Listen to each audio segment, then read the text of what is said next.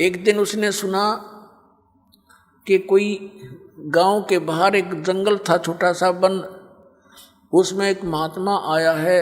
गांव के लोग श्रद्धालु बहुत होते थे, सभी जा रहे हैं दर्शनार्थ। धर्मदास जी को पता लगा तो वो भी गया देखने के लिए कि शायद वो महात्मा आगे हों, फिर मुझ पर रहम करके। अब जाके बैठ गया। अब नू तो पहचान सकता नहीं, क्योंकि उसी समय भगवान ने दूसरा रूप भी बना लिया था उसके सामने।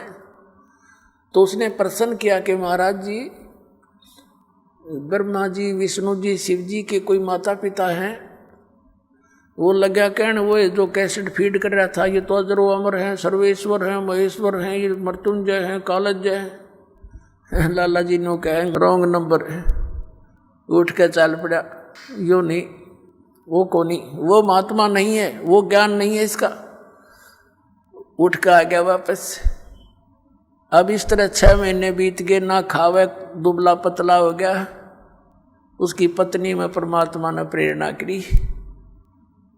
उसने देखा कि भगत आप तो मर जाओगे ऐसे ही, और वो मिलेंगे नहीं साधु आपको। एक बात बता, उन्होंने इतनी सी वार्ता की तो कुछ और भी कहा होगा, कुछ मिलने की विधि बताई होगी, संकेत किया करते हैं महात्मा। तो धर्मदास जी को भी परमात्मा ने याद दिला दी। कबीर साहब ने कहा था कि भाई जहाँ भंडारे होते हैं वहाँ मैं पहुँच ही जाता हूँ। जहाँ धर्म होते हैं ना, धर्म यज्ञ, वहाँ मैं अवश्य जाता हूँ। ना यू काल होने दे अच्छे काम ने, आग लगा दे वहाँ पर मेरे बच्चों में, चाहे कैसा ही कर रहा है वहाँ भी मैं ही जाता हूँ। उसको बेचारे में आस्था बनी रहे भक्त भगवान की, इसलिए।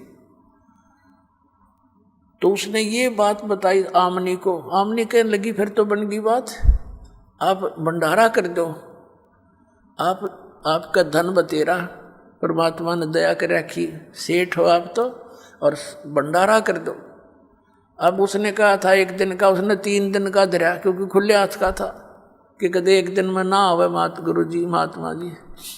3 दिन का धर्म भंडारा कर दिया और बहुत दूर तक चिट्ठियां भेज दी।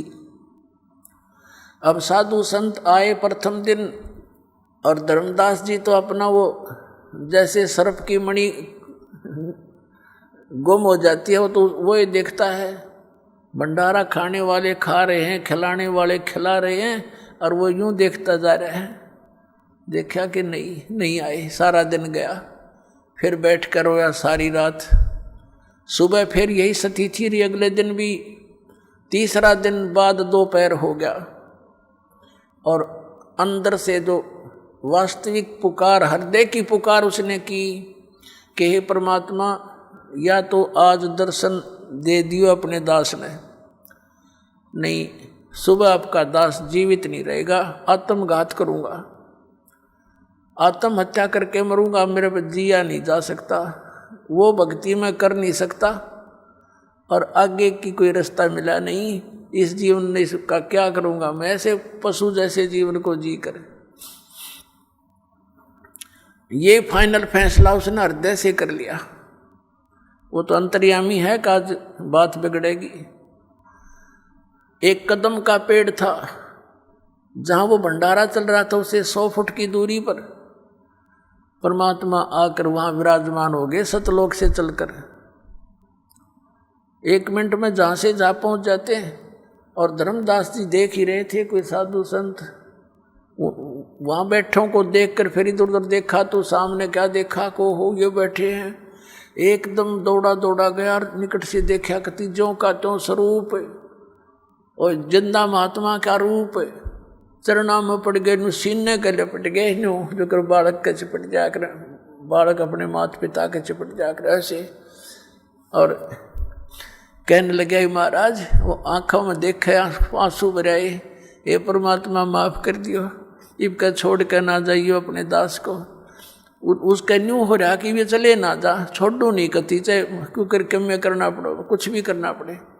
तो परमात्मा कहने लगे कोई बात ना बेटा, मैं तेरे लिए आया हूँ, और ऐसे कर इन सब को फारिग कर दे, मेरा भेद ना बताना, जिक्र ना करना। क्योंकि मालिक को पता था जैन में तो 1-2 सिर फिरायु साधु रह गया ना डे, यहाँ इसके साथ मैं बताऊंगा तो ये उल्टे खुटे ठोक के इसने और खराब कर देगा।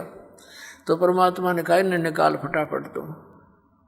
और वो हाथ जोड़े, महाराज जाइयो ना, अकना बेटा मेरा वचन है नहीं जाऊंगा। तो उन्हें फटाफट आकर उनको विदा किया, जो देना जाना था वो फर्क रे। और महाराज जी चलो दास की कुटिया है। अब घर ले आए भगवान को। आमनी देवी ने कहने लगा कि आजा आजा मेरा पा गया धन। एक मुड्ढा सा बैठना दे दिया, भगवान बैठ गए कबीर साहब। पति पत्नी दोनों एक एक पैर पकड़ के और मालिक के चरणों में बैठ गए। आमनी देवी ने कहा महाराज जी आपका भगत तो बहुत नरमात्मा का है, इतनी कड़ी परीक्षा नहीं लेनी चाहिए थी। ये तो रो का मर जाता, मैं थोड़ा सा हिम्मत देती रहती इसको।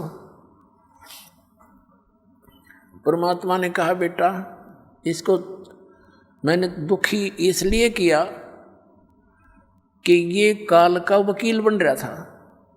मैं जो भी ज्ञान दूं था ये उल्टा पड़े था। अब जैसे लोहे को गर्म करता है कारीगर और सही गर्म हो ले तब उस पर चोट लगावे तो जो चाहे वो बना सकता है, और ठंडे लोहे पर ते सारे गणना झाड़ दे कोई असर नहीं होता। तो बेटा यू लोहा गर्म कराया मैंने, अब इसका जो चोट वचन की मारूंगा ये सारी स्वीकार करेगा, जो मैं चाहता हूँ ये बच्चा स्वीकार करेगा। और नहीं तो मैंने 2 दिन हो गए थे इसके लिए माथा मारते ने, हाँ भर ले फिर मुकर जा। यू सारी मानेगा? हाँ जी सारी मानूंगा, कति मानूंगा। मानन की बात से लाला जी था कति, हाँ बरे दोनों नाम ले लिया, दीक्षा ले ली। परमात्मा बोले भाई ठीक है मैं जा रहा हूँ फिर मिलूंगा। अच्छा महाराज जल्दी आइयो।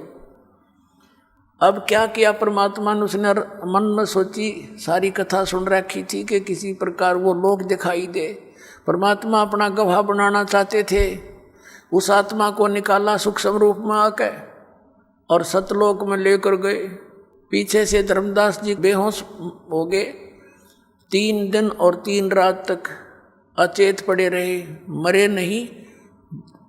दिल धड़कता रहा, श्वास चलती रही लेकिन अचेत थे। रिश्तेदार इकट्ठे हो गए, आसपास का गांव जितने भी थे सब, बहुत घने लोग क्योंकि सेठ था। जंतर मंत्र झाड़े, सब दवाई जड़ी बूटी कर ली, कोई आराम नहीं हुआ। और परमात्मा निकाल कर ले गए सतलोक में। सारी सती थी दिखाई जैसे परमात्मा ने अन्य आत्माओं को दिखाया था।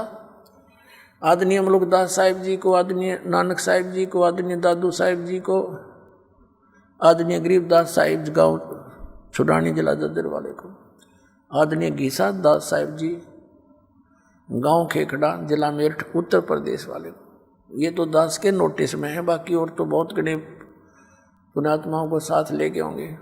तो ऐसे धर्मदास जी को भी सब दिखा दुखू कर वापस छोड़ा 3रे दिन।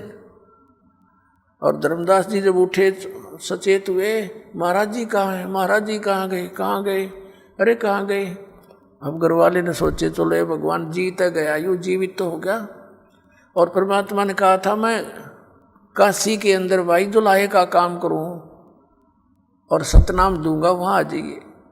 अब फिर वो कहाँ रुका था, सीधा पहुँचा वहाँ पर काशी में। वहाँ देखा भगवान के चरणों में गिर गए और फिर सारी वार्ता हुई। अब पुण्यात्माओं दास ने क्या बताना चाहा था शुरुआत में कि आप जी जो है कितने पुण्यकर्मी प्राणी हो। परमात्मा ने उस समय कहा था, धर्मदास ने जब देख लिया आँखों सारा और कहा भगवान आपको देख लिया, सारी स्थिति का पता लग गया, ब्रह्मा विष्णु महेश से मेरी वार्ता आपने करवा दी। ये अपने आप के हमारा नाश जन्म मृत्यु होता है। तो इसका मतलब मालिक ये वेद और जितने भी कुरान पुराण सारी झूठी है। तब परमात्मा ने कहा बेटा ये वेद और किताब झूठे नहीं भाई, झूठे हैं ये समझे ना, इनमें सारा कुछ लिखा है मेरे बारे में और सच्चाई जो है इसमें सारा कुछ है। ब्रह्मा विष्णु महेश की जन्म मृत्यु होती है, इनके माता पिता हैं, इन पुराणों में सारा लिखा है। लेकिन बेटा अभी इसको डिस्क्लोज ना करना। और फिर जब कलयुग 5500 वर्ष बीत जाएगा तब मैं इस अपने बच्चों को अपनी महिमा से परिचित कराऊंगा।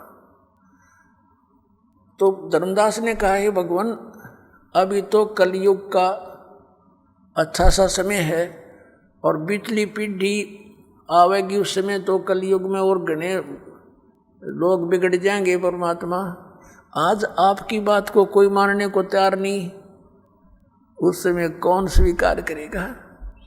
तो परमात्मा ने कहा उस समय मैं सबको शिक्षित करूंगा और बेटा उस समय मैं स्वयं आऊंगा और इन सब को यथार्थ ज्ञान से परिचित कराऊंगा।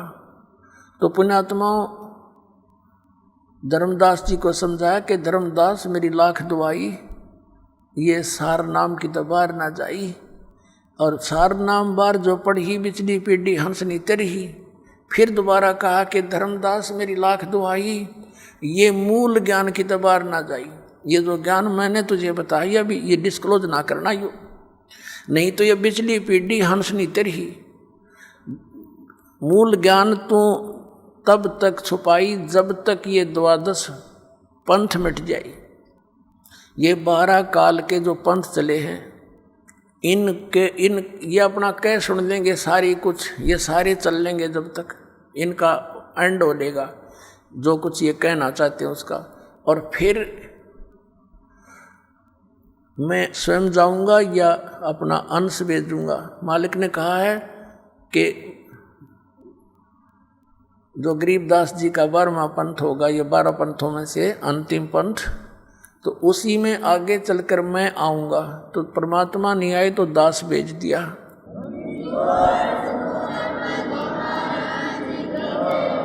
तो पुण्यात्माओं, ये वो समय है आज जो परमात्मा ने 5500 वर्ष पहले बोला था कि धर्मदास, जब तक वो टाइम नहीं आएगा ना, वो ठीक नहीं आओगी। इतने तो ये मेरे वचन ऐसे लगेंगे जैसे निराधार सी बातें हैं, लेकिन वो समय आएगा जब देखना, सब बच्चों को सतनाम दूंगा, सबको ज्ञान से परिचित करूंगा और पूरे विश्व में एक मेरा ही ज्ञान रहेगा, एक का भगवान रहेगा।